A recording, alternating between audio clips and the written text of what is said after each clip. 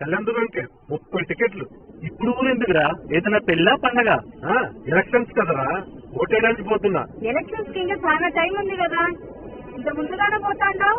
అయినా 30 టికెట్లు ఎందుకు? కళ్యాణదుర్గం నుంచి వచ్చేసి అమ్మా నాన్నలకి దూరంగా ఇక్కడ బతుకుతున్నామంటే మన అమ్మా నాన్నల్ని బాగా చూసుకోవాలనే కదా ఇక్కడికి వచ్చి కష్టపడుతున్నాం. అయితే ఈసారి సురేంద్రన్న ఎమ్మెల్యేగా పోటీ చేస్తున్నాడు.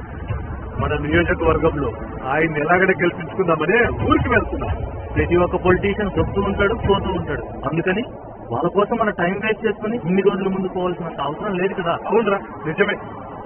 పొలిటీషియన్ అయితే నువ్వన్నట్లు నేను కూడా అలాగే వెళ్ళిపోయి ఓటు ఎవరికో ఒకరికి వేస్తాంలే, ఓటుని వినియోగించుకోవాలి కదా అనుకునేవాడిని.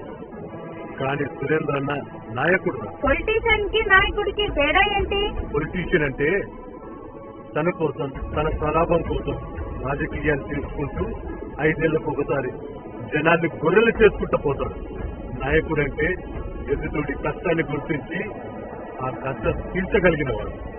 అలాంటి నాయకుడే సురేంద్రన్. ఇలాంటి నాయకుడిని మనం ఖచ్చితంగా ఎన్నుకోవాలరా. అందుకే ఇన్ని రోజుల ముందే కళ్యాణదుర్గం వెళ్లి ఆయన్ని గెలిపించాలని నా వంతుకు కృషి చేస్తున్నా. అయితే ఇంత ముందే ఎందుకు రాపోవడం? మన ఇంట్లో పెళ్ళైతే అదే రోజు పోతావారా? ముందే వెళ్ళి చక్కదిద్దుకుంటాం కదా. మనం ఒక్కటే ఓటేస్తే చాలా అనుకుంటున్నారా?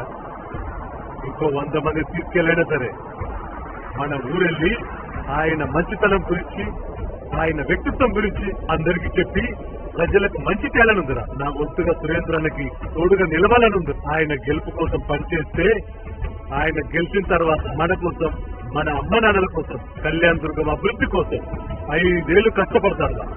కష్టం తెలిసిన మనిషిలా మన సురేంద్రన్న ఏ కష్టాన్ని మన కళ్యాణదుర్గంకి రానివాడు. నువ్వు చెప్తుంటే నాకు కూడా ఇంట్లో రావాలనిపిస్తుంది. పదో వెళ్ళాం.